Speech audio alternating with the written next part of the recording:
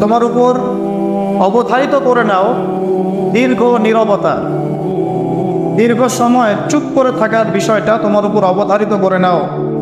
ফাইন্নাহু মাতবাদাতুন লিশ-শাইতান, কারণ এই কাজের মধ্য দিয়ে শয়তান বিতাড়িত হয়ে যায়।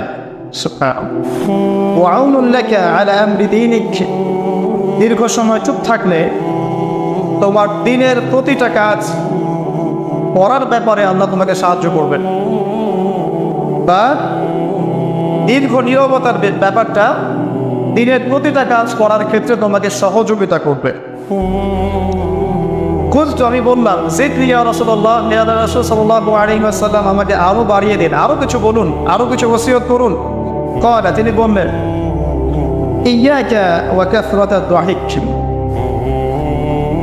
সাবধান থাকবে, বেশি বেশি হাসবে না।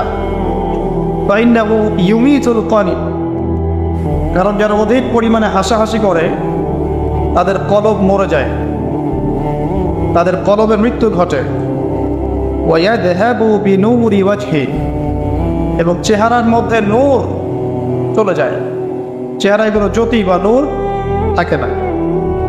কুলতু জিদনি ইয়া রাসূলুল্লাহ, ইয়া রাসূল সাল্লাল্লাহু আলাইহি ওয়াসাল্লাম, আমাকে আরো বাড়িয়ে দিন, আরো কিছু ওসিয়ত করুন। ক্বালা, এবার তিনি বললেন সাল্লাল্লাহু আলাইহি ওয়াসাল্লাম, কুলিল হাক্কা ওয়া ইন কানা মুররান, সর্বদা সত্য কথা বলবে, সত্যের উপর থাকবে যদিও এটা অন্যের কাছে তিক্ত হয়। সত্য কথা বলবে যদিও এটা তিক্ত শোনায়। কত জিদনি ইয়া রাসূলুল্লাহ, তিনি বলছেন, আমি বললাম হে আল্লাহর রাসূল, আরো বাড়িয়ে দিন আমাকে। ক্বালা, এবার নবীজি বললেন সাল্লাল্লাহু আলাইহি ওয়াসাল্লাম, লা তাখাফ ফিল্লাহি লাওমাতা লাইম, আল্লাহর পথে কাজ করার ব্যাপারে বা আল্লাহর পথে চলার ক্ষেত্রে, আল্লাহর দিন পালনের ক্ষেত্রে নিন্দুকের নিন্দার পরোয়া করবে না। আল্লাহর ব্যাপারে নিন্দুকের নিন্দার সমালোচনার পরোয়া করবে না।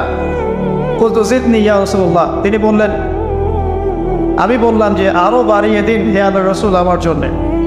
নবী করিম সাল্লাল্লাহু আলাইহি ওয়াসাল্লাম বললেন, ক্বাল লিয়াজুসকা আনিন নাস মা তা'লামু মিন নাফসিক, যখন মানুষের ব্যাপারে তোমার নেগেটিভ কোনো মন্তব্য করতে হয় বা কারো ব্যাপারে যদি নিন্দা করতে চাও, এরকম ইচ্ছা জাগে মনের মধ্যে, তাহলে আগে চিন্তা করবে যে এই দোষটা তোমার মধ্যে আছে কিনা। অর্থাৎ নিজের নফসের খেয়ালটা তুমি আগে বেশি নেবে অন্যের নিন্দা করার আগে। রাওয়াহুল বাইহাকি, হাদিসটা এসেছে বাইহাকি শরীফের মধ্যে ফি শুআবুল ঈমান, এবং মিশকাতুল মাসাবিহের মধ্যে এসেছে হাদিসটা 414 এবং 415 পৃষ্ঠায়। অত্যন্ত চমৎকার একটা হাদিস। আজকে আমরা ইনশাআল্লাহ আযজা ওয়া জাল এই হাদিসটার উপরে সামান্য কিছু কথা বলে আমাদের আলোচনা শেষ করবো ইনশাআল্লাহ তাআলা। আবু যর রাদিয়াল্লাহু আনহু একজন বিশিষ্ট সাহাবী, আপনারা জানেন, যার ব্যাপারে নবী করিম সাল্লাল্লাহু আলাইহি ওয়াসাল্লাম বলেছিলেন, আবু যর, তুমি খুব নরম মানুষ, তাই কখনো দায়িত্ব চেয়ে নিও না, কারণ তোমার উপরে যদি 2 জন মানুষের দায়িত্ব দেয়া হয়, তোমাকে যেন ছুরিবিহীন জবাই করে দেয়া হবে। আবু যর রাদিয়াল্লাহু আনহু খুব আধ্যাত্মিক নরম মনের মানুষ ছিলেন। তিনি নবী সাল্লাল্লাহু আলাইহি ওয়াসাল্লামকে খাস করে বলছেন, এটা আমভাবে নয়, আমি যেমন আমভাবে সবার উদ্দেশ্যে কথাগুলো বলছি, এভাবে আমভাবে নবীজি এই কথাটা তাকে বলেননি, বরং খাসভাবে বলেছেন, পার্সোনাল নাসিহাত, ইন্ডিভিজুয়ালি বলেছেন। তিনি বলছেন, হে আল্লাহর রাসূল, আমাকে কিছু নসিহত করো, কিছু ওসিয়ত করো। ওসিয়ত কি জিনিস?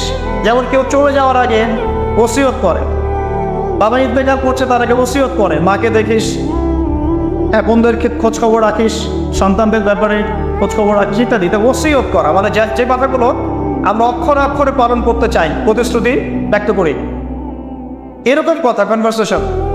একটু চিন্তা করেন, নবী করিম সাল্লাল্লাহু আলাইহি ওয়াসাল্লাম যদি আপনাকে আমাকে খাস করে কোনো জায়গায় ডেকে নিয়ে কথাটা বলতেন, কেমন হতো?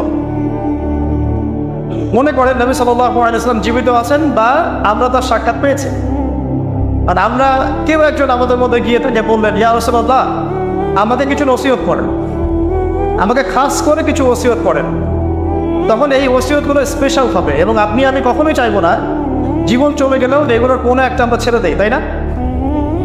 আবু যর রাদিয়াল্লাহু আনহু এই সুযোগটা নিয়েছেন।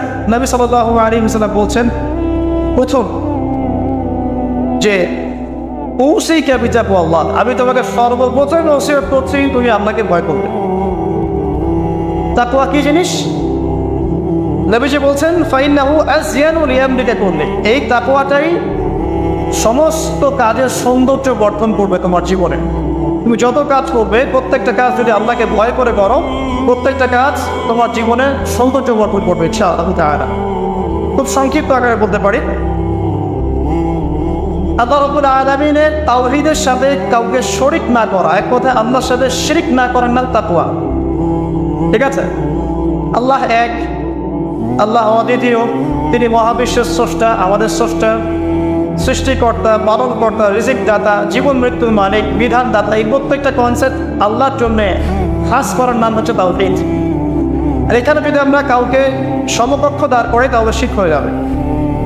এই শিরকটা তিনভাবে হয়ে থাকে। মানুষ চিন্তার ক্ষেত্রে শিরক করতে পারে। কেউ যদি মনে করে মহাবিশ্বের কোনো স্রষ্টা নাই তাহলে শিরক করবে। কেউ যদি মনে করে স্রষ্টা আরও একজন আছে বা একাধিক আছে তাহলে শিরক করবে। কেউ যদি মনে করে যে আল্লাহ ছাড়া কেউ ইবাদত পাওয়ার যোগ্য, আল্লাহ ছাড়া অন্য কাউকে সেজদা করা যায়, নাউজুবিল্লাহ, আল্লাহ ছাড়া কেউ প্রয়োজন পূরণ করতে পারে, কেউ সন্তান দিতে পারে, কেউ কল্যাণ করতে পারে, কেউ অকল্যাণ করতে পারে ইত্যাদি, আল্লাহ ছাড়া কেউ বিধান দেওয়ার মালিক, এরকম কনসেপ্ট যার মনের মধ্যে আছে এটা হচ্ছে আকীদাগত শিরক বা চিন্তাগত শিরক। আমি কি বোঝাতে পারছি? 2 নাম্বার কাজের শিরক, যেমন কেউ যদি আল্লাহকে সেজদা না করে অন্য কাউকে সেজদা করে কর্মগত শিরক করেছে। আল্লাহ পাকের হালালকে কেউ যদি হারাম করে নেয় কর্মগত শিরক করেছেন। আল্লাহ পাকের হারামকে কেউ হালাল করে নেয় কর্মগত শিরক করেছেন। আল্লাহর কাছে দোয়া না করে মৃত মানুষের কাছে দোয়া করে শিরক করেছে। এগুলো কাজ করতে গিয়ে শিরক করেছে।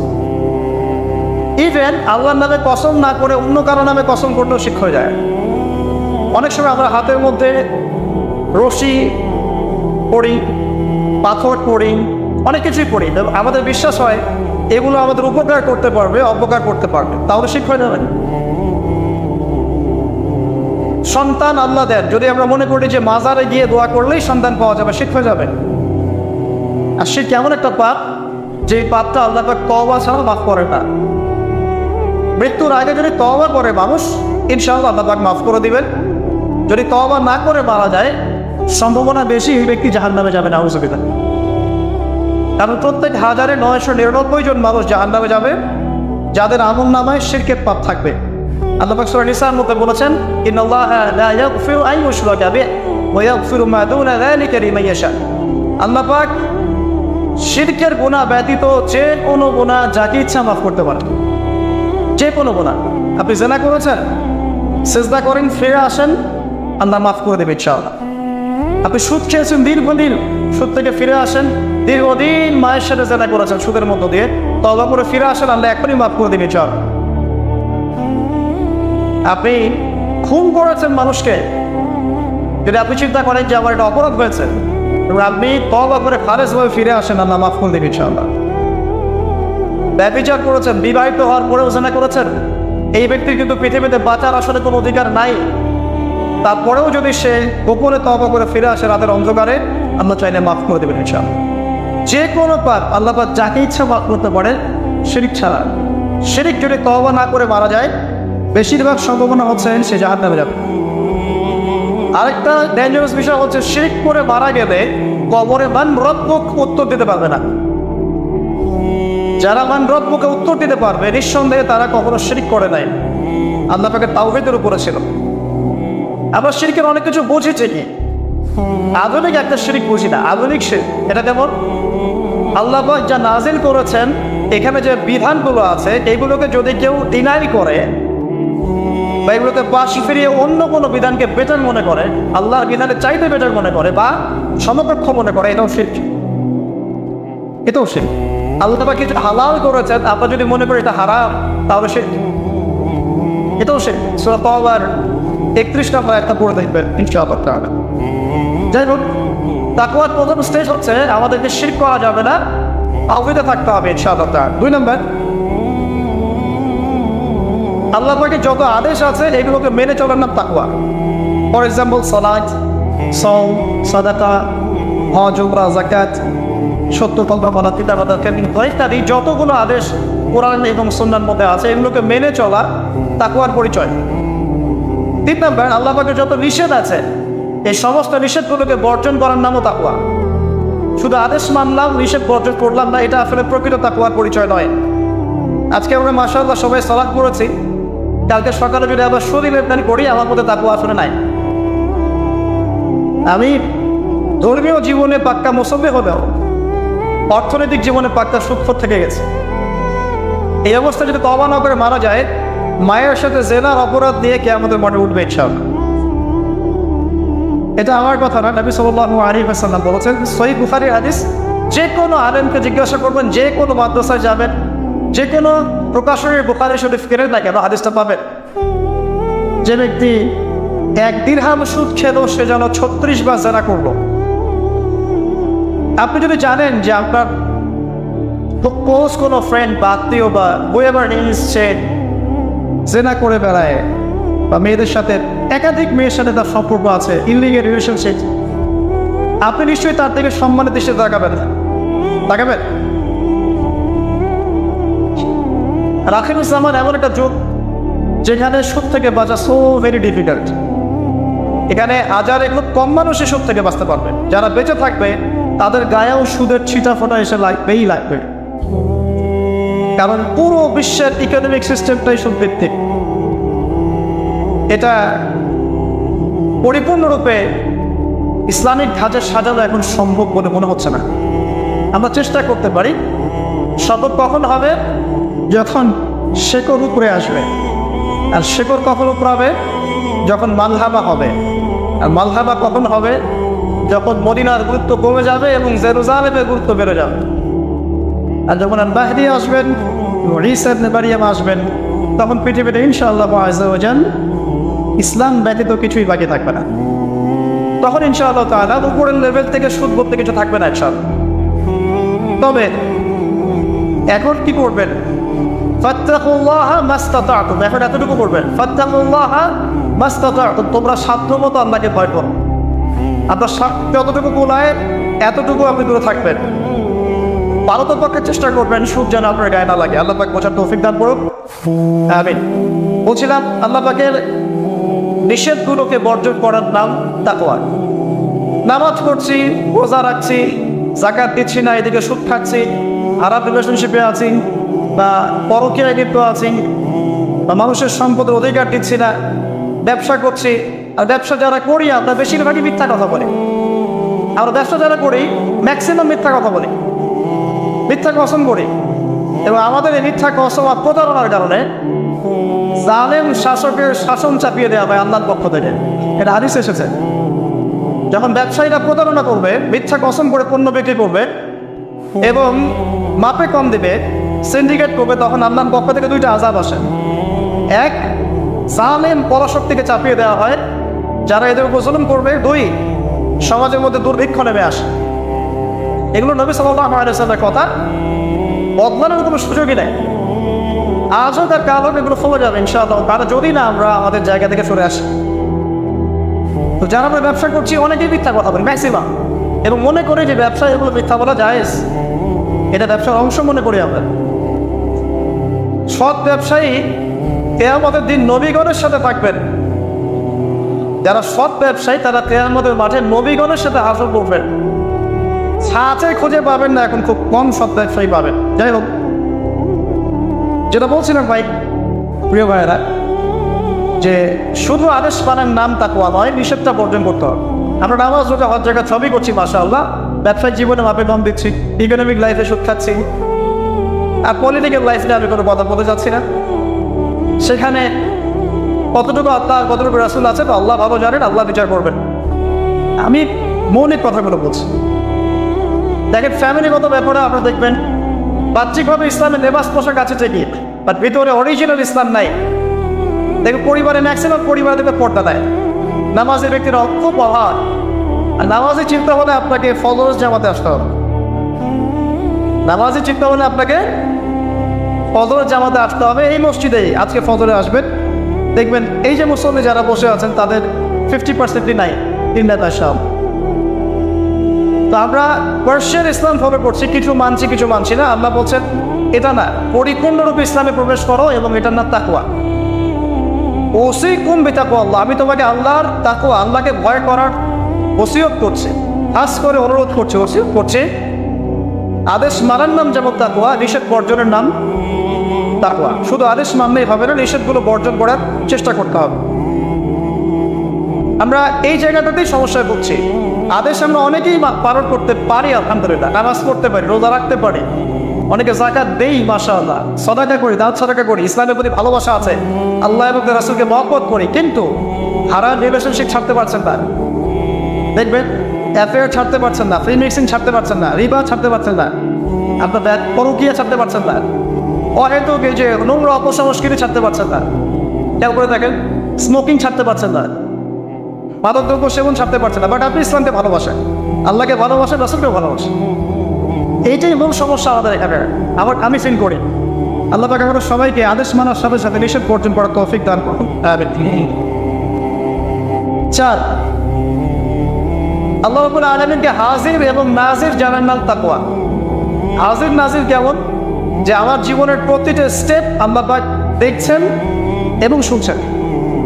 আল্লাহ পাক অবশ্যই আজিম থেকেই আমাকে দেখছেন, আমাকে শুনছেন প্রতিটা মুহূর্তে, এখন, আজ, কাল, আগামী, অতীত, বর্তমান, ভবিষ্যৎ, সবসময় আল্লাহ আমাকে দেখছেন, শুনছেন। প্রত্যেকটা মুহূর্তে এই কথা যার মাথায় থাকবে তার পাপ করার প্রবণতা কম হবে ইনশাআল্লাহ। পাপ করলেও সে তওবা করে আল্লাহর কাছে ফিরে আসবে ইনশাআল্লাহ। যদি তার দ্বারা কোনো পাপ হয়েও যায়, আপনি দেখবেন তাকওয়াই তাকে আবার ফিরিয়ে নিয়ে আসবে, সে আল্লাহর কাছে ফিরে আসবে ইনশাআল্লাহ। আল্লাহ পাকে হাজির এবং নাজির জানা। এর আরেকটা নাম আছে, সেটা হলো ইহসান। কি নাম? হাদিসে জিবরিল নামে একটা হাদিস আছে, সহিহ মুসলিমের 9 নম্বর হাদিস, আর মিশকাতুল মাসাবিহ 2 নম্বর হাদিস।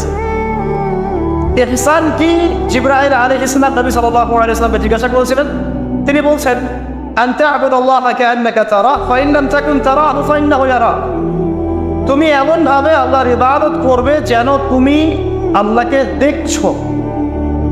ওয়া ইন লাম তাকুন তারাহু ফা ইন্নাহু ইয়ারা, এবং তুমি যদি আল্লাহকে দেখতে না পাও, তুমি সবসময় মনে রাখবে আল্লাহ পাক তোমাকে দেখছেন। এই কনসেপ্টটার নাম হচ্ছে ইহসান, যেটা আমাকে তাকওয়া দিবে ইনশাআল্লাহ। ইহসান থাকে আমলের মধ্যে। নামাজ পড়ছি, দেখবেন আমাদের মনোযোগ বেশিরভাগই কিন্তু থাকে না। আল্লাহ ভালো জানেন, আমি আপনাদের পার্সোনাল ব্যাপারে ইন্টারফেয়ার করতে যাচ্ছি না, বাট আমার মনে হয় বেশিরভাগ মানুষের থাকে না। কারণ বেশিরভাগ মানুষই তো নামাজে যা পড়ছি তার অর্থ জানি না। যখন আপনার সন্তান অসুস্থ হয়েছিল, আপনি হাত উঁচু করে আল্লাহর কাছে কান্নাকানি করেছেন, তখন আপনার চোখ দিয়ে পানি পড়েছেন, কারণ আপনি যা চেয়েছেন ফিল করে বলেছেন আল্লাহর কাছে, আপনার চোখ দিয়ে পানি পড়েছেন। কতদিন আপনি নামাজের সেজদায় কাঁদতে পেরেছেন? আমি কাঁদতে পেরেছি ভাবতে হবে। কাঁদতে না পারার কারণ কি? কারণ হচ্ছে আমি নামাজে যা পড়ি তার কিছুই বুঝি না। আমার কাছে নামাজ একটা ফিজিক্যাল এক্সারসাইজের মতো হয়ে গেছে। সরি ফর মাই ল্যাঙ্গুয়েজ, আমি কোনো কিছুকে অবমাননা করতে যাচ্ছি না, অনেক ব্যাপারটা এরকমই হয়ে গেছে। তার হলো বাহ্যিকতা নিয়ে আমরা বেশি ব্যস্ত। হাত কোথায় বাঁধতে হবে? নাভির নিচে না বুকে? তারপরে রফুল এদেন করতে হবে কি না, পাইবা লাগাবো কি লাগাবো না, আমি জোরে না আসতে, বাহ্যিক বিষয় নিয়ে বেশি ব্যস্ত। রুহানিয়াত, যেটা নামাজের ভিতরে রুহ বা আত্মা, ইহসান, মনোযোগ, আল্লাহর সাথে কতটুকু আমি কমিউনিকেট করতে পারলাম, মনের কথা কতটুকু আপনার কাছে ব্যক্ত করতে পারলাম, নামাজে আমি কতটুকু আপনাকে ফিল করতে পারলাম, এটা কিন্তু বেশি আলোচনা হয় না। অথচ কোনটা মৌলিক বিষয় বলেন দেখি? নামাজের এই মারেফতটা কি মূল না? আধ্যাত্মিকতাটাই মূল। আর বাহ্যিক বিষয়গুলো তো আল্লাহ পাক দেখছেন, নেকি দিবেন ইনশাআল্লাহ তাআলা। তো এই যে প্রাণহীন ইবাদত হচ্ছে, রোজা রাখছি, রোজার মর্ম বুঝতে পারছি না। হজ করে আসলো, হাজী সাহেব টাইটেল হলো ঠিকই, কিন্তু হজের মূল মর্ম ইব্রাহিমী চেতনা সে শিখে আসতে পারলো না। সাই করছে সাফা মারওয়া, সে ফিল করতে পারলো না এটা হাজরা আলাইহিস সালামের সুন্নাহ। এই যে আমরা কুরবানি করলাম, ম্যাক্সিমাম আমাদের মধ্যে ঠিক করতে পারি নাই এটা হচ্ছে ইব্রাহিম আলাইহিস সালামের সেই কুরবানি যেটা তিনি ছেলেকে করতে চেয়েছিলেন। এই চেতনাটা আসলো না। তো রসকসহীন ইবাদত কতটুকু কবুল হয়, প্রাণহীন ইবাদত কতটুকু উপরে পৌঁছে আল্লাহ ভালো জানেন। তো যে বিষয়টা নিয়ে এই কথাটা বললাম, ইনসান হচ্ছে সেই জিনিস যেটা আমাকে মনে করাবে আমি আল্লাহকে দেখছি শুনছি, বা আল্লাহ আমাকে দেখছেন এবং শুনছেন। এর জন্য প্রয়োজন আপনি ইবাদতে যা যা করছেন, যা যা বলছেন, এর অন্তত অর্থটুকু বোঝা। তাহলে আপনার ইনশাআল্লাহ মনের মধ্যে সেই ফিলিংসটা আসবে ইনশাআল্লাহ তাআলা। ফর এক্সাম্পল, আপনি নামাজে দাঁড়িয়ে পড়ছেন وَنُنَزِّلُ مِنَ الْقُرْآنِ مَا هُوَ شِفَاءٌ وَرَحْمَةٌ لِلْمُؤْمِنِينَ وَلَا يَزِيدُ الظَّالِمِينَ إِلَّا خَسَارًا। এই আয়াতের অর্থ কতজন জানেন একটু হাত উঁচু করে দেন। যারা জানেন তারা যদি আয়াতটা কোরআনের নামাজের মধ্যে পড়েন তারা মনোযোগ বেশি পাবেন, স্বাভাবিক। অর্থ হচ্ছে কোরআন আমরা নাজিল করেছি, এই কোরআনের মধ্যেই আছে শিফা বা আরোগ্য এবং মুমিনদের জন্য রহমত। যখন আপনি বুঝতে পারলেন তখন কি নামাজে মনোযোগ পারবে না? সুবহান রাব্বিয়াল আ'লা বলছেন, সর্বোচ্চ আমার রব, আমার সর্বোচ্চ সুউচ্চ, তখন আপনার মনোযোগ পারবে না? আত্তাহিয়াতুতে আপনি কি পড়ছেন, দরুদে কি পড়ছেন, দোয়া মাসুরে পড়ছেন, আল্লাহুম্মা ইন্নী যালামতু নাফসি যুলমান কাসীরা, আমি আমার নফসের উপর প্রচুর জুলুম করেছি। তখনও কি ফিলিংস হয় যে জুলুমের এখানে স্বীকারোক্তি দিচ্ছি আমি? কারণটা একটাই কারণ। কথা বললে অনেক সময় যাবে, আমার আরও কিছু বলার আছে, যে অর্থটা বুঝতে পারছি না। অর্থ না বুঝলে আপনি রসকসহীন প্রাণহীন ইবাদত করবেন। অর্থ বোঝাটা কি অপরাধ? অর্থ বুঝলে কি আপনি আলেম ওলামা থেকে সরে যাবেন, দূরে সরে যাবেন? আর সব কিছুর অর্থ তো আপনি ব্যাখ্যাটা বুঝতে পারবেন না, তখন আপনি আলেম ওলামার কাছে আসবেন, এসে জিজ্ঞাসা করবেন, ব্যাখ্যা জেনে নেবেন, সিম্পল। তো অর্থ অনুধাবন করলে ইনশাআল্লাহ তাআলা আপনার ইনসান বাড়বে, যেটা আমাকে তাকওয়ার দিকে নিয়ে আসবে। ইনসান মানে আল্লাহকে হাজির নাজির ভেবে ইবাদত করা। আরেকটা বিষয়, ইবাদতের মধ্যে ধীরস্থিরতা আনতে হবে, তাড়াহুড়া বন্ধ করতে হবে। তাড়াহুড়া বন্ধ করলে পরে দেখবেন ইবাদতের মধ্যে স্বাদ পাচ্ছে ইনশাআল্লাহ। দুনিয়াবি হ্যাসেল, দুনিয়াবি যে ব্যস্ততা, এগুলো কমিয়ে আনতে হবে, তাহলে দেখবেন ইবাদতের স্বাদ পাচ্ছেন ইনশাআল্লাহ। প্রত্যেকটা ইবাদতের পটভূমি জানতে হবে, যে নামাজ আমি কি জন্য পড়ি, কোথায় গিয়ে ফরজ হয়েছিল, কুরবানি কেন দিব, কুরবানির ইতিহাসটা কি, হজ যে আমি করবো ঘটনাগুলোর পিছনের গল্পগুলো কি, এগুলো না জানলে আপনি ইবাদতের স্বাদ পাবেন না। তো এই জিনিসগুলো একটু টাচ দিলাম। আল্লাহ পাক আপনার সবাইকে ইনসানের সাথে ইবাদত করার তৌফিক দান করুন, আমিন। তো প্রথম ওসিয়ত করছেন নবী সাল্লাল্লাহু আলাইহি ওয়াসাল্লাম আবু যর রাদিয়াল্লাহু আনহুকে, তুমি আপনাকে ভয় করবে, এটা তোমাকে সমস্ত আমল সুন্দর করে দেবে ইনশাআল্লাহ, সৌন্দর্যমণ্ডিত করে দেবে। তাকওয়া মানে আমরা জানলাম আল্লাহর সাথে শিরক না করা, তাওহীদের উপর থাকা। 2, আল্লাহ পাকের আদেশগুলোকে মেনে চলার চেষ্টা করা। 3 নাম্বার, একই সাথে অ্যাট দ্য সেম টাইম আল্লাহ পাকের নিষেধগুলোকে বর্জন করা। 4, আল্লাহ পাককে হাজির এবং নাজির জানা। আল্লাহ পাক আমার প্রতিটা কাজ দেখছেন, শুনছেন, এবং এগুলোর জন্য আল্লাহ পাক আমাকে জবাবদিহি করাবেন, কোনো সন্দেহ নাই, জবাবদিহি করাবেন। তো বিদায় হজের ভাষণে নবী সাল্লাল্লাহু আলাইহি ওয়াসাল্লাম বলেছিলেন, এই তাকওয়ার কথাই বলেছেন। তিনি বলেছিলেন সাল্লাল্লাহু আলাইহি ওয়াসাল্লাম যে আজকে থেকে আরবের উপর অনারবের কোনো ভেদাভেদ নাই, সাদার উপর কালো, কারোর উপর লালের কোনো ভেদাভেদ নাই। কুল্লুকুম মিন আদম, তোমরা সবাই আদম সন্তান, ওয়া আদামু মিন তুরাব, এবং আদম হচ্ছে মাটির সন্তান। ইল্লা তাকওয়া, শুধু তাকওয়া ব্যতীত, যার মধ্যে আল্লাহ ভীতি যত বেশি, সে আল্লাহর কাছে তত বেশি মর্যাদা সম্পন্ন। সূরা হুজুরাতেও সেম কথা আছে, 13 নম্বর আয়াতে আল্লাহ পাক বলেছেন, ইয়া আইয়ুহান নাস, হে মানব জাতি, ইন্না আকরামাকুম ইনদাল্লাহি আতকাকুম, হে মানব জাতি, তোমাদের মধ্যে আল্লাহর কাছে সবচেয়ে বেশি মর্যাদা সম্পন্ন সেই ব্যক্তি যে অধিক মুত্তাকি বা অধিক তাকওয়াওয়ালা। এবং এই তাকওয়ার পজিশনটা কোথায় সেটা নবী সাল্লাল্লাহু আলাইহি ওয়াসাল্লাম বলেছেন। এটা আমার টুপিতে নাই, আমার দাড়ি, আমার লেবাস, আমার পোশাক, আমার চলাফেরা, এসবের মধ্যে তাকওয়ার প্রকৃত পরিচয় নাই।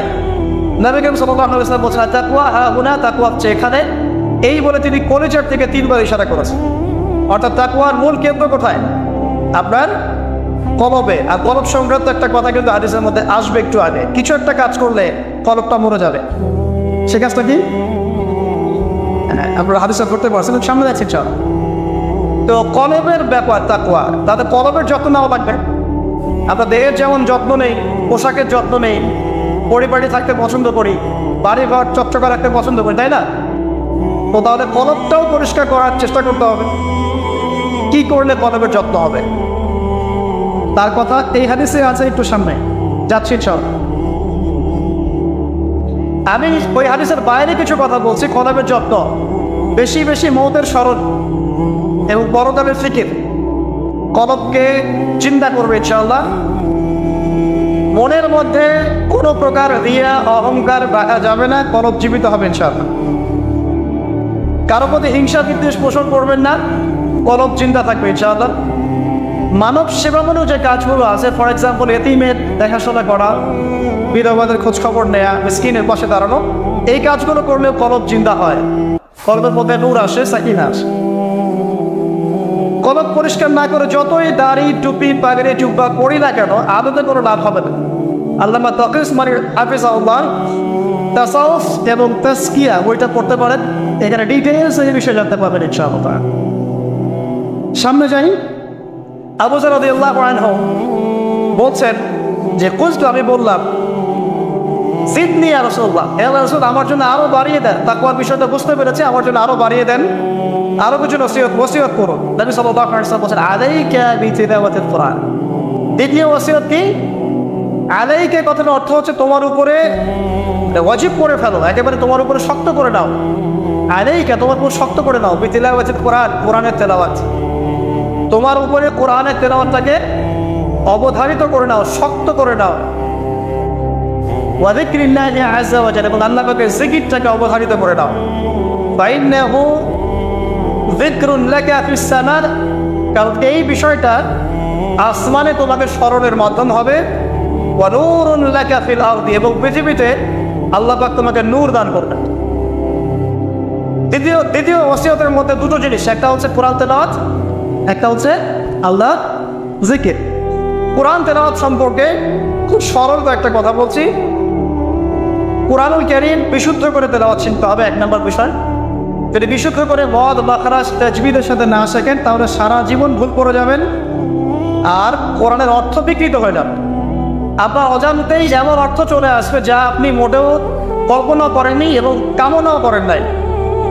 আপনি বলছেন ফর এক্সাম্পল যে আলহামদুলিল্লাহ রাব্বিল আলামিন, অর্থ সুন্দর, সমস্ত প্রশংসা আল্লাহর জন্য যিনি বিশ্বজাহানের প্রতিপালক।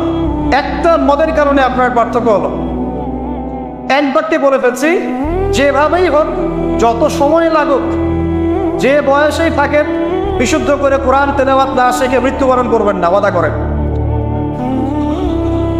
যে বয়সেই হন, যেখানেই পড়েন, যে প্রফেশনেই থাকেন, যত গরিবই হন, যত বড়লোকই হন, যাই হন, হোয়েভার ইউ আর, কোরআন তেলাওয়াত বিশুদ্ধ করে না শিখে কবরে যাবেন না, ওয়াদা করেন।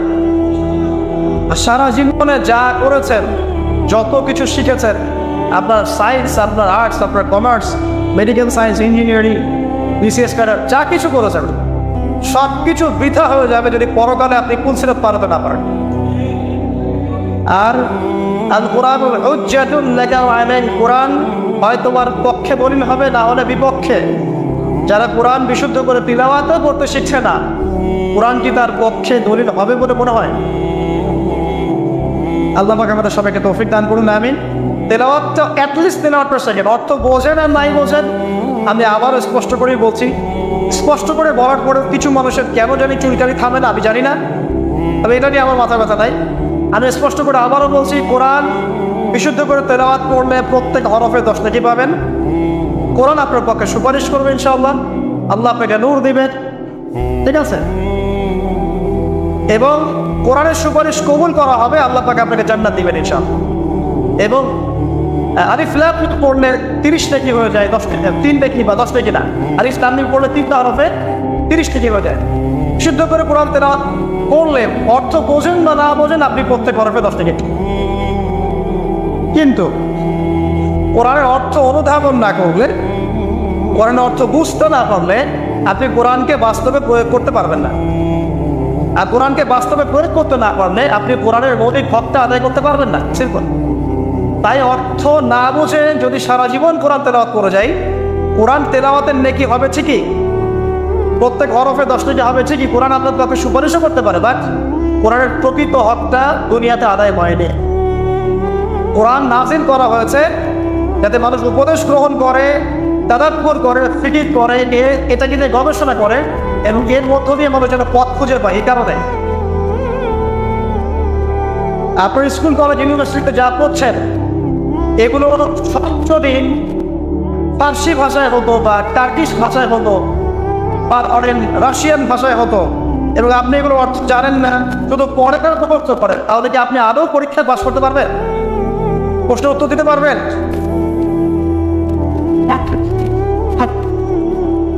অর্থ জানার জন্য কি করতে হবে? অর্থ জানার জন্য আরবি ব্যাকরণের মৌলিক বইগুলো শিখতে হবে। আরবি ব্যাকরণের মৌলিক বইগুলো আপনাকে পড়তে হবে। মাদ্রাসায় চেষ্টা করবেন, মাদ্রাসার যে আলেম ওলামারা আছে তাদের কাছে পড়ে থাকতে হবে, আরবি ভাষা শিখতে হবে। এইগুলো যদি খুব ডিফিকাল্ট মনেও হয়, সেক্ষেত্রে আপনি কমপক্ষে একটা বিশুদ্ধ তাফসীর কিনবেন, কিনে আপনি কোরআন নিয়মিত অর্থ সহ পড়বেন। তবে এতটুকু পড়াশোনা করে কখনো নিজেকে মুফতি বানবেন না, ফতোয়াবাজি শুরু করবেন। এটা গুরুত্বপূর্ণ নসিহত, কারণ অনেকে আবার অর্থ পড়ে ফতোয়া দেওয়া শুরু করে। একজন কোরআন পড়ে আমাকে বলেছিল, কোরআনে তো 5 ওয়াক্ত নামাজই পেলাম না, 2 ওয়াক্ত নামাজ পাচ্ছি। এই যে ফজর, যোহর, আসর, মাগরিব, ইশা সিরিয়ালে তো কোথাও দেওয়াই নাই, কেন নামাজ পড়ে? একজন কোরআন পড়েই বলছে, অর্থ পড়েই বলছে যে কোরআনে তো হাদিস মানার কোনো দলিল পেলাম না, কোরআনে কোথাও বলা হয়নি যে হাদিস মানো, এরকম বলছে। আমি যে প্রথমে আয়াত তেলাওয়াত করলাম, ওয়া মা আতাকুমুর রাসূলু ফাখুযুহু, রাসূল সাল্লাল্লাহু আলাইহি ওয়াসাল্লাম যা দিয়েছেন তা গ্রহণ কর। সূরা তাওবা, সূরা হাশরের 7 নম্বর আয়াত। ওয়া মা নাহাকুম আনহু ফাত্তাকু, এবং রাসূল যাদেরকে নিষেধ করেছেন তাদেরকে, তো এই রাসূলের আদেশ নিষেধ মানার জন্য হাদিস লাগবে না? তার কোরআন পড়ে হাদিসে দলিল না পাওয়ার কারণ কি? কারণ সে খালি কাট পেস্ট প্রোটেস্ট্যান্ট ভার্সনে কোরআন পড়েছে, অর্থটা তাফসীরটা সে কেটে দেখে নেয়। অর্থ পড়ে উৎসাহিত করছি, তবে ফতোয়াবাজি করতে যাবেন না। আপনি যেটা বুঝবেন না, আলেম ওলামার কাছে গিয়ে অবশ্যই জিজ্ঞাসা করে অর্থ ব্যাখ্যা জেনে নেবেন। তোমরা জ্ঞানীদেরকে জিজ্ঞাসা করবে যদি সে বিষয়ে তোমাদের জ্ঞান না থাকে। তো আবু যর রাদিয়াল্লাহু আনহু কে নবী সাল্লাল্লাহু আলাইহি ওয়াসাল্লাম বলছেন, তিলাওয়াত, কোরআন তেলাওয়াতকে ওয়াজিব করে নাও নিজের উপরে। তো আমরা কি কমপক্ষে প্রতিদিন একটা করে সূরা পড়তে পারি না ভাই? কমপক্ষে একটা পৃষ্ঠা পড়তে পারি না? যারা আরেকটু বেশি পড়ি 5 পৃষ্ঠা, আরেকটু বেশি পড়ি 10 পৃষ্ঠা। হাফেজি কোরআনে 600 পৃষ্ঠা আছে। এই 600 পৃষ্ঠাকে আপনি 30 পারায় ভাগ করেন, প্রত্যেক পারায় 20 পৃষ্ঠা, এক পারায় 20 পৃষ্ঠা। তো আমি সকালবেলা ঘুম থেকে উঠে নিয়ে অর্ধেক পারা করে পড়তে পারি 10 পৃষ্ঠা। যারা একটু ভালো করে পড়তে পারি, ফ্লুয়েন্সি আছে, তারা 1 পারা করে পড়তে পারি। প্রতিদিন 1 পারা করে পড়লে প্রতি মাসে আপনি একটা করে খতম দিতে পারবেন। আচ্ছা, না পারেন, প্রতিদিন 10 পৃষ্ঠা করে যদি পড়েন তাহলে 2 মাসে একটা খতম হবে, পারা যাবে? তাও না পারেন, প্রতিদিন 5 পৃষ্ঠা করে পড়েন, 4 মাসে একটা খতম হবে, বছরে 3টা খতম। কম নাকি? অনেক। এতটুকু যদি করেন আলহামদুলিল্লাহ। কোরআন গবেষণা আসার আগে আপনাকে আগে তিলাওয়াত বিশুদ্ধ করে করা শিখতে হবে এবং নিয়মিত তিলাওয়াত করতে হবে, তারপরে গবেষণা বুঝ আল্লাহ পাকের পক্ষ থেকে আসবে ইনশাআল্লাহ। এত সহজে আসবে না। আল্লাহ আমাদেরকে নিয়মিত কোরআন তেলাওয়াত করার তৌফিক দান করুন, আমিন। অনেক কোর্স এখন বের হয়েছে যেগুলোর মধ্য দিয়ে খুব সহজেই কোরআনের অর্থ আপনি শিখতে পারেন। আপনি আরবি ব্যাকরণ শিখতে পারেন, আরবি ভাষা শিখতে পারেন, হ্যাঁ, কোরআনিক গ্রামার শিখতে পারেন, বা বিশুদ্ধ করে মদ মাখরাজের সাথে কোরআন শিখতে পারেন। অনলাইনেও আছে, অফলাইনেও আছে। কীভাবে শিখবেন আমি জানি না, কার কাছে যাবেন আমি জানি না। এতটুকু জানি, আমি আপনাকে ওসিয়ত করতে চাই যে মৃত্যুর আগে কমপক্ষে একটা বার কোরআনটা অর্থসহ পড়েন, আর অবশ্যই বিশুদ্ধ করে কোরআন তেলাওয়াত করতে শেখেন। আপনি যে বয়সেরই হন, যে পেশারই হন, আর যেখানকার মানুষই হন না কেন, আল্লাহ পাক তৌফিক দান করুন। আরেকটা বলা হয়েছে ওয়া যিকরুল্লাহি আযজা ওয়া জাল, এবং আল্লাহ পাকের জিকির। এই দুটো করলে আসমানে তোমাদের স্মরণ করা হবে এবং জমিনে আল্লাহ পাক তোমাদের নূর দিবেন। আল্লাহর জিকির কি? আল্লাহকে স্মরণ করা। সবচেয়ে সেরা জিকির নামাজ। সবচেয়ে সেরা জিকির কি? নামাজ। তারপরে সেরা জিকির কোরআন তেলাওয়াত। কোরআনকে আল্লাহ পাক জিকির বলেছেন, ইন্না নাহনু নাযালনা যিকরা ওয়া ইন্না লাহু লাহাফিজুন। আমি কোরআনকে বা এই জিকিরকে নাযিল করেছি, আমি একে হেফাজত করবো ইনশাআল্লাহ। এছাড়া জিকির বলতে আমরা আসলে যা বুঝি এগুলো খুব শর্ট করে বললে, প্রত্যেক দিন কিছু মাসনুন দোয়া দেওয়া আছে যেগুলো পড়লে আপনার জিকিরের হকটা আদায় হয়ে যাবে। খুব সহজ। 100 বার সুবহানাল্লাহ বললে 1000 নেকি হবে, পাওয়া যাবে না? এটা আপনি ড্রাইভ করতে করতে করতে পারেন, হাঁটতে চলতে করতে পারেন, মা বোনরা রান্না বান্না করতে করতে করতে পারেন। এটা যেন আলাদা করে ওযু করে বসতে হবে জরুরি না, ওযু শর্তও না। আপনি চলতে ফিরতে কাজটা করতে পারেন, ইস্তেঞ্জা করা বাদ দিয়ে ওখানে বসে বসে আবার এটা করেন, ঠিক আছে? ওকে, 100 বার আলহামদুলিল্লাহ পড়া যাবে না, 100 বার আল্লাহু আকবার পড়া যাবে না, লা ইলাহা ইল্লাল্লাহ 100 বার পড়া যাবে না, খুব সহজ। বা সকালবেলা অ্যাটলিস্ট আপনি একটা বার পড়লেন আয়াতুল কুরসি, একবার পড়লেন সাইয়্যিদুল ইস্তিগফার, সাইয়্যিদুল ইস্তিগফার একবার পড়লে ওই দিন যদি সে ব্যক্তি মারা যায় তাহলে জান্নাত। মাগরিবের ওয়াক্তে পড়ে ফজর হওয়ার আগে যদি মারা যায় জান্নাত ইনশাআল্লাহ। এরকম অনেক দোয়া আছে, আউযু বিকালিমাতিল্লাহি তাম্মাতি মিন শাররি মা খালাক পড়বেন ইনশাআল্লাহ। কোনো দৃশ্যের অনিষ্ট আপনাকে স্পর্শ করবে না ইনশাআল্লাহ। জিন ভূত, জিন শয়তান, জাদু টোনা, চোখ লাগা, বদনজর কোনো কিছুই কাজ করবে না ইনশাআল্লাহ। এগুলো নিয়ে এখন অনেক রোগী দেখেন না, জিনগ্রস্ত রোগী, সেহেরের রোগী, মাজনুন হয়ে যাচ্ছে, পাগল, মেন্টালি ডিপ্রেসড, মানসিকভাবে। এখন তো বেশিরভাগ মানুষ মানসিক রোগী, ফিজিক্যাল রোগী কম, মানসিক রোগী বেশি। আর এখন এমন এমন জেনারেশন তৈরি হচ্ছে, এরা ক্রেজি, এরা হচ্ছে মানসিকভাবে বিকলাঙ্গ। পরীক্ষা করতে চায়, সবার হাত থেকে স্মার্টফোন কেড়ে দেয়, ইন্টারনেট কানেকশন বন্ধ করে গ্রামে পাঠিয়ে দেয়, 1 মাসের মধ্যে সব পাগল হয়ে দেশে ফিরে আসে। পাগল হয়ে যাবে, ইন্টারনেট কানেকশন নাই, স্মার্টফোন নাই, দেখবেন পাগল, ক্রেজি হয়ে যাবে। যাই হোক, আল্লাহ পাক আমাদেরকে হেফাজত করুন। জিকির বানিয়ে দেন। একটা জিকির আছে, সুবহানাল্লাহি ওয়া বিহামদিহি আদাদা খালকিহি ওয়া রিদা নাফসিহি ওয়া জিনাতা আরশিহি ওয়া মিদাদা কালিমাতিহি। যে ব্যক্তি এটা 3 বার পড়বে, ফজরের পর থেকে নিয়ে সূর্য ওঠা পর্যন্ত বসে বসে যদি আপনার জিকির করতেন, যে নেকি হতো এতটুকু পড়লে সে নেকি হয়ে যাচ্ছে। আপনি যদি প্রতিদিন হজ করতে যান, উমরা করতে যান, ইশরাকের নামাজ পড়বেন, জামাতে ফজর পড়ার পর একটা হজ একটা উমরা নেকি পাবেন। অনেক জিকির আছে, আমি শর্ট করে বলে দিই। হিসনুল মুসলিম একটা বই আছে, কিনা হিসনুল মুসলিম, এই বইয়ের মধ্যে সব জিকির দেয়া আছে, বিশুদ্ধ সনদে আছে, কোনো সমস্যা নেই। এই জিকির আজকালগুলো বাড়িয়ে দেন। আল্লাহ পাক বলছেন আসমানে তোমাকে স্মরণ করা হবে এবং পৃথিবীতে আল্লাহ পাক তোমাকে নূর দান করবে। সব আসমানেও যে স্মরণ করা যায়, এটা তো এখন আপনারা বোঝার কথা। এখন তো এই পিকচারগুলো বের হয়ে আসছে, আপনাকে কত হাজার কত বছর আগের পিকচার দেখানো হচ্ছে না? আচ্ছা, ওখান থেকে পৃথিবীকে দেখতে এরকমই লাগবে। ওখানে গিয়ে যদি দেখা যায় ওখানে কোনো রশ্মি ধরা পড়েছে, ওরাও পৃথিবীর এত হাজার বছর আগের অতীত দেখবে। যে সূর্যকে আপনি দেখেন, এটা এখনকার সূর্য নয়। যে সূর্য ডুবছে, যেটা আপনি দেখছেন, এটা ওই সময়ের সূর্য নয়, এটা 8 মিনিট 20 সেকেন্ড আগের সূর্য। আমরা আসলে বর্তমান দেখি না, আমরা অতীত দেখি। আমরা মহাকাশে আসলে বর্তমান দেখি না, অতীত দেখি। এই পুরো জিনিসটা, এই যে বিজ্ঞানের জয়টা বলা হচ্ছে না, এটা নিয়ে ইনশাআল্লাহ আমি একটা লেকচার দিব ইনশাআল্লাহ তাআলা ভেরি রিসেন্টলি ইনশাআল্লাহ। এখানে অন্য একটা মেসেজ আছে। এই পুরো বিষয়টা আপনাকে আরো কিছু বিষয় বোঝাচ্ছে। তার মধ্যে প্রথমটা কি জানেন? পরকালের অস্তিত্ব। পরকালের অস্তিত্ব এখন বললে জটিল হয়ে যাবে, এদিকে যাচ্ছে না। এই পুরো আবিষ্কারটাই পরকালের অস্তিত্ব আপনাকে বোঝাচ্ছে এবং আল্লাহ পাক যে টাইম ফ্রেমের ঊর্ধ্বে অবস্থান করছেন এটা আমাদেরকে বোঝাচ্ছে। এটা হাদিসও আছে। যা আবিষ্কার করা হয়েছে এগুলো প্রথম আসমানের বিষয়। এরকম আরো 2, 3, 4, 5, 7টা আসমান আছে এবং সপ্তম আসমানের উপরে আছে মহাসাগর, তার উপর আছে কুরসি, তার উপর আরশে আজিম, তার উপরে আল্লাহ রাব্বুল আলামিন। আল্লাহ পাক এই টাইম ফ্রেমের ঊর্ধ্বে, আল্লাহ পাক সবই অতীত, সবই বর্তমান, সবই ভবিষ্যৎ, এগুলো ঊর্ধ্বে আল্লাহ পাক। অতীত, বর্তমান, ভবিষ্যৎ আল্লাহ পাককে গ্রাস করতে পারে না। আল্লাহ পাক এগুলো ঊর্ধ্বে আছেন। অনেক ব্যাপার আছে, ইনশাআল্লাহ এটা নিয়ে আমি পরে কথা বলবো, আজকে না। তো যাই হোক, আসমানে আপনাকে স্মরণ করা হবে, তার মানে আসমানেও আল্লাহ পাকের সৃষ্টি আছে যারা আপনাকে স্মরণ করবেন। আল্লাহ পাক আপনাকে স্মরণ করবেন ইনশাআল্লাহ। এবং পৃথিবীতে আপনাকে নূর দেওয়া হবে। নূর মানে কি? আলো। আলো কখন লাগে? যখন অন্ধকার দূর করতে হয়। এই তো অন্ধকার দূর করতে আলো লাগে। পৃথিবীতে অন্ধকার আছে? এখানে অন্ধকার বলতে কি বোঝানো হয়েছে? রাতের অন্ধকার? জাহেলিয়াতের অন্ধকার। কিসের অন্ধকার? চারিদিকে জাহেলিয়াত নাই, ঘুষ দেনা ব্যভিচার জাহেলিয়াত দিয়ে ভর্তি না? এই জাহেলিয়াত দূর করতে হলে আমরা টর্চ লাইট লাগবে, নূর লাগবে। সেই নূর আল্লাহ পাক আপনাকে দিবেন যদি আপনি আমি কোরআন তেলাওয়াত করি এবং আপনার জিকির বাড়িয়ে দিই। আল্লাহ পাক আমাদেরকে সবাইকে নূর দান করুন, আমিন। এরপরে ওসিয়ত ছিল, শর্ট করে নিচ্ছি। তিনি বললেন কুলতু ইয়া রাসূলুল্লাহ জিদনি, আমাকে আরো বাড়িয়ে দিন হে আল্লাহর নবী। তিনি বলছেন খুব ইম্পর্টেন্ট কথা, আলাইকা বিতুলিস সামতি, দীর্ঘ সময় নীরবতা অবলম্বন করার ব্যাপারে আমি তোমাকে ওসিয়ত করছি, এটা তোমার উপরে ওয়াজিব করে নাও।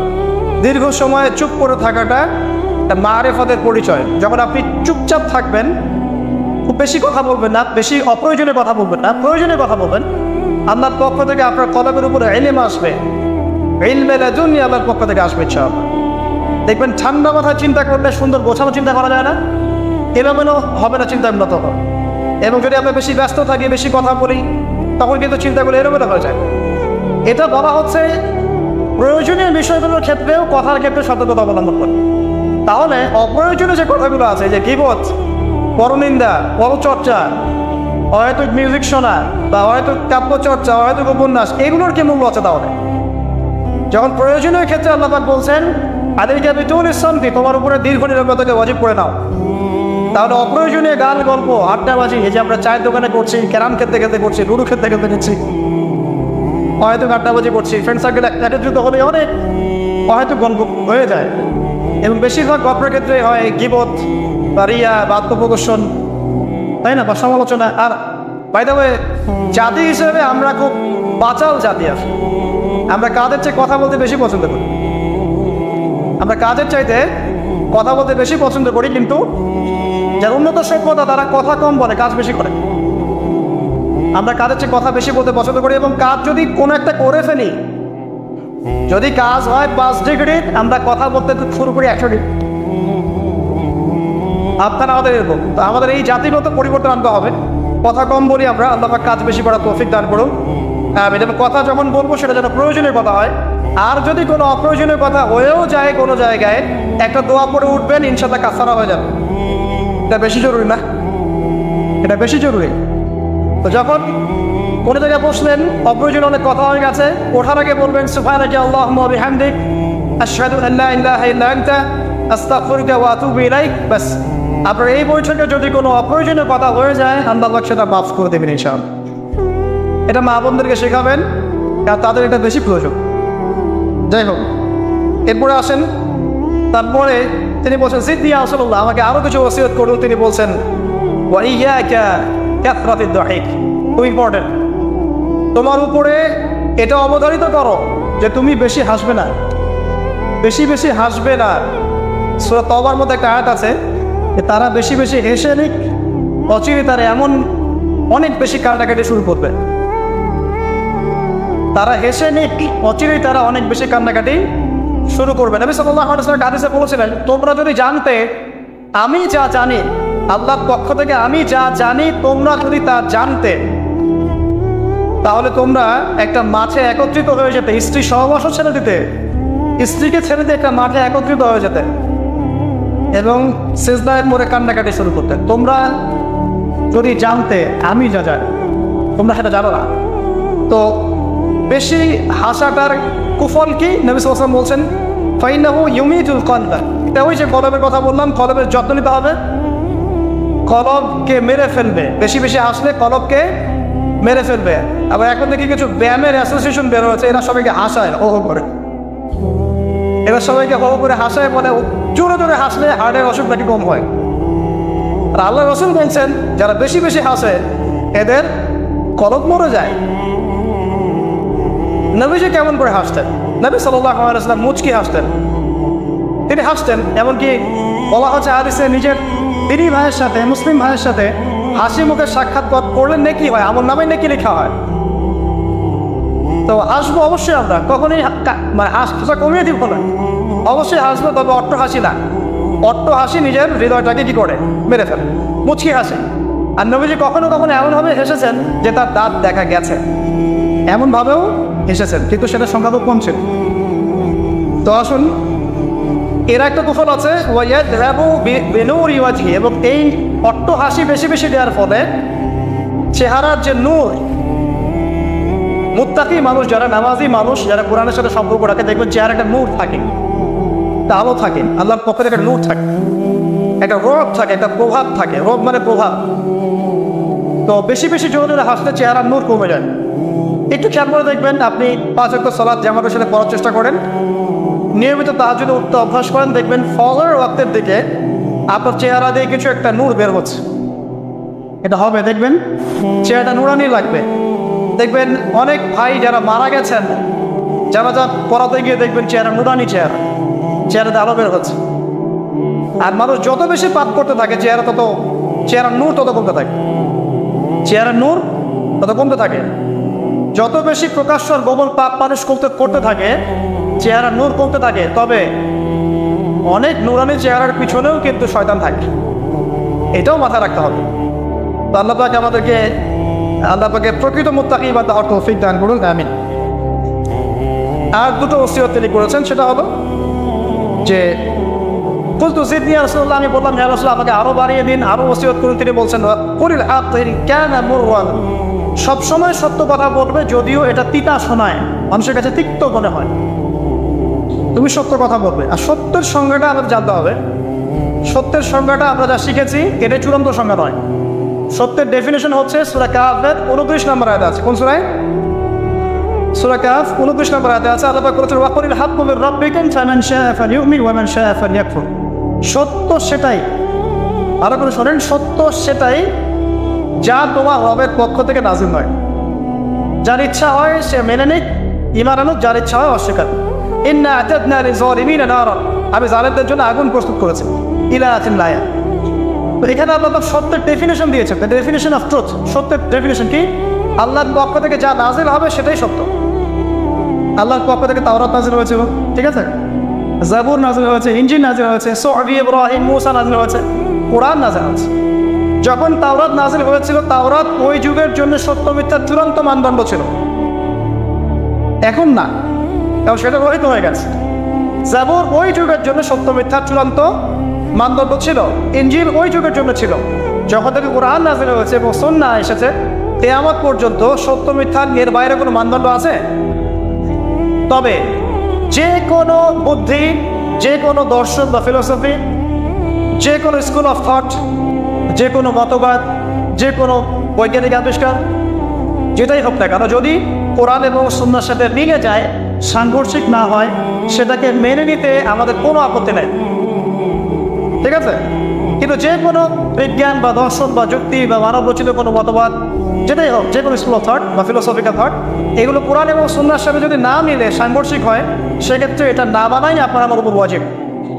এটা সত্য মিথ্যার মানদণ্ড থাকবে না। এখন আমাদের কাছে জাস্ট এগুলোকে মিলিয়ে দেখা কোরআন সুন্নাহর সাথে এগুলো মিলছে কিনা, ব্যাস। ওয়াইন কানা মুররান, যদি সত্য তিতাও হয় তবুও বলতে হবে। যদি চাকরি চলেও যায়, ইমাম সাহেবকে সুদের এগেনস্টে বলতে হবে, বলা শিখতে হবে।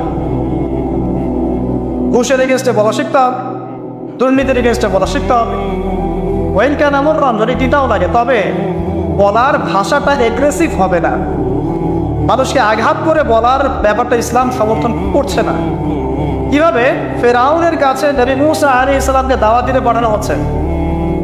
ফেরাউন এই যে হামান, কারুন নাম মনে আছে তো, তাদের কাছে পাঠানো হচ্ছে নবী মুসা এবং তার ভাই হারুন আলাইহিস সালামকে।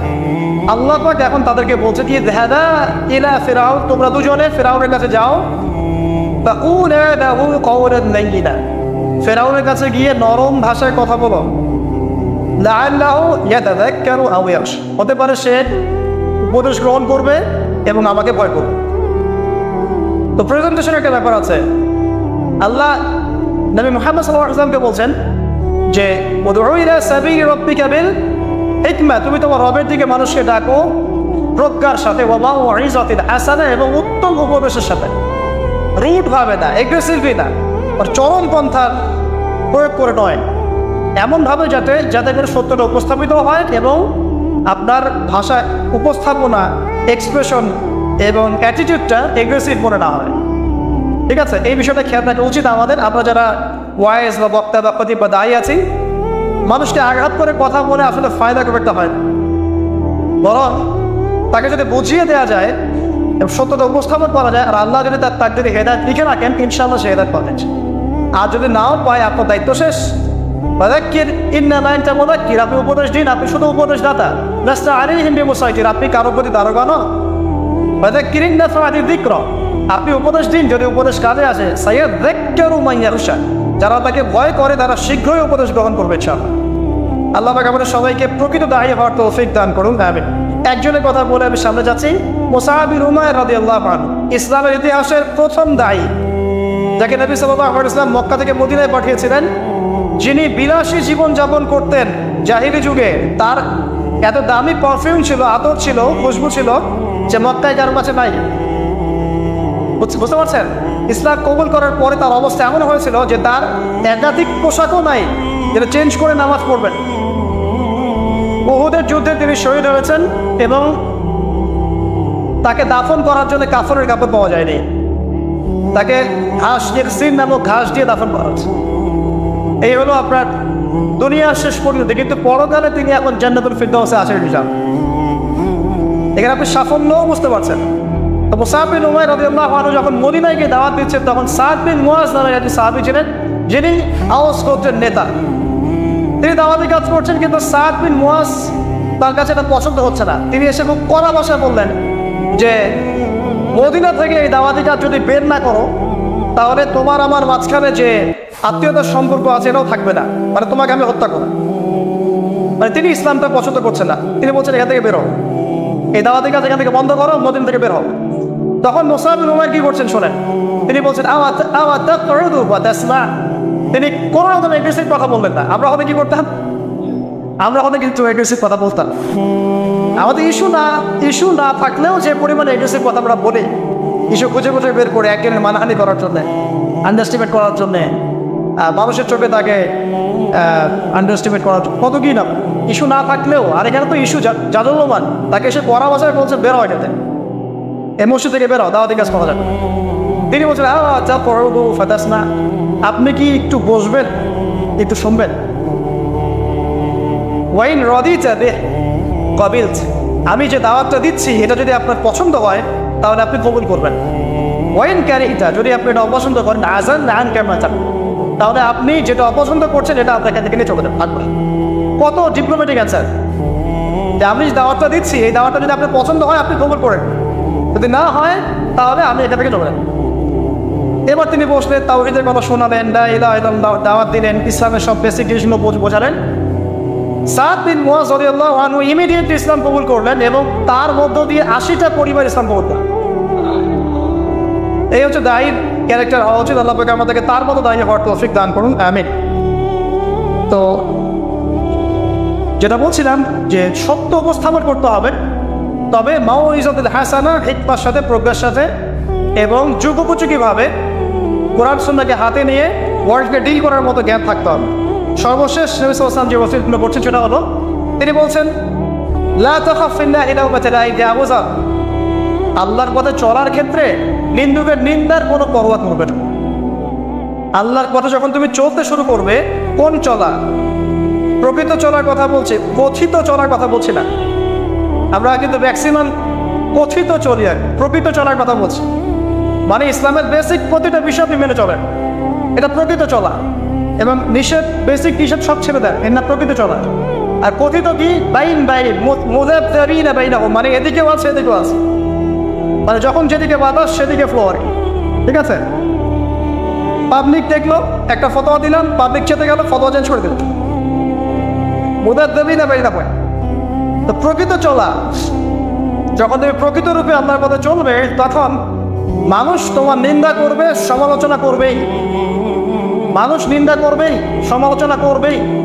এটা নবীগণের সুন্নাত। নূহ আলাইহিস সালাম থেকে শুরু করে মুহাম্মদ সাল্লাল্লাহু আলাইহি ওয়াসাল্লাম পর্যন্ত এমন কোনো নবী নাই যাকে তার কওম তিরস্কার করে নাই, বের করে দেয় নাই, অত্যাচার করে নাই। কোনো কোনো ক্ষেত্রে নবীদেরকে হত্যা পর্যন্ত করা হচ্ছে। তো নবীগণের যে নিষ্পাপ কোনো মানুষ আছে, তাদেরকে এই ভোগান্তি কেন পোহাতে হলো? তারা কি আমার হচ্ছে অন্য কোনো ইসলাম ফলো করতেন? তাহলে আমরা এমন কোনো ইসলাম ফলো করছি যেটা কিন্তু আমাদের সব ঠিক থাকে, চাকরিও যায় না, পরিবারে সব ঠিক থাকে, এদিকে আমি ব্যবসাও লাভ উন্নতি করছি, ঠকাচ্ছি, আবার আমার হজমরাও ঠিক আছে, মাশাআল্লাহ। সো এমন ইসলামের কথা বলা হচ্ছে এখানে, যে ইসলাম পালন করলে পরিপূর্ণ ইসলাম যারা পালন করছে না এরা তখন আপনাকে নিন্দা করবে, সমালোচনা করবে, আপনাকে তিরস্কার করবে। এটা শুরু হবে আপনার পরিবার থেকে। আপনি টোটাল ইসলাম ফলো করার চেষ্টা করেন, আপনার পরিবার থেকে বাধা শুরু হবে ফার্স্ট অফ অল এখান থেকে। তারপরে সমাজ মেনে নিবে না, তারপরে দেখা যাবে ধর্ম নেতারা মেনে নিবে না। প্রচলিত একটা সিস্টেম চলছে, আপনি এসে একটা নতুন কিছু বলছেন, তখন এরা মেনে নিবে না, যে নতুন বিষয়টা অবশ্যই কোরআন সুন্নাহর সাথে মিল আছে। তারপরে সর্বোচ্চ লেভেল ফেরাউন, নমরুদ, এটা পরে, ওটা সবার আগে আসবে। তবে নবীজি বলছেন সাল্লাল্লাহু আলাইহি ওয়াসাল্লাম, লা তাখাফা বিল্লাহি লাওমাতা লাইম, কোন নিন্দুকের নিন্দা বা সমালোচনার পরোয়া করবে না। মনে রাখবেন, যারা বীর তাদের গায়ে আঘাতের চিহ্ন থাকে, যারা কাপুরুষ এদের গায়ে কখনো আঘাতের চিহ্ন থাকে না। আর যারা ইসলাম ফলো করেও খুব পুত পবিত্র থাকতে চায়, ডানেও যাবো না বামেও যাবো না, এভাবেই সব চলবে, তাদের ইমান, ইসলাম এবং ইহসান নিয়ে নতুন করে ভাবার সময় এসেছে এখন।